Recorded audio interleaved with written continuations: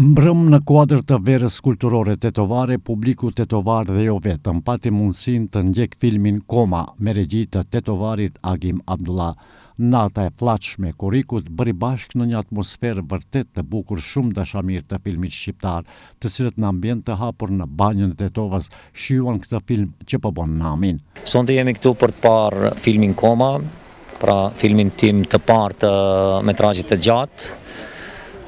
Dhe lajmi i mirë është se ky film në prezencën e parë në një festival u shpërbli me çmimin për kamerë më të mirë, që ishte një lajm shumë i mirë për të gjithë ne që kemi punuar me shumë përkushtim për këtë film.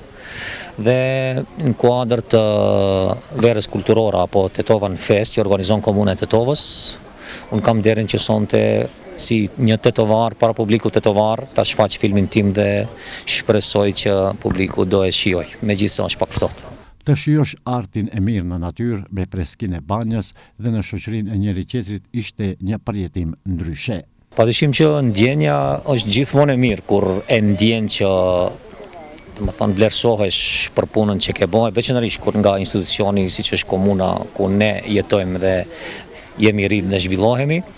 Dhe unë uroj që aktivitetet e tilla të vazhdojnë ashtu siç kanë vazhduar, sepse është një ide apo një aktivitet fantastik që ndryshon pamjen dhe atmosferën në qytet, veçanërisht tani në kohën kur i kemi edhe bashkëdhetarët tanë të cilët jetojnë dhe punojnë jashtë. Dhe mendoj se nuk ka diçka më ndjen më të mirë për një artist apo për njëri që merret me art që të ndjehet i vlerësuar nga ana e komunës vetë, dhe kjo është për çdo lëvdat dhe falënderim. Ajo që e bëri mbrëmjen edhe më të plot ishte ndjesia e komunitetit. Përveç shikimit të filmit nuk mungoi as muhabeti i lirë e i ngrohtë mes të pranishmëve, si dhe diskutimi shumë i afërt me vetë regjisorin.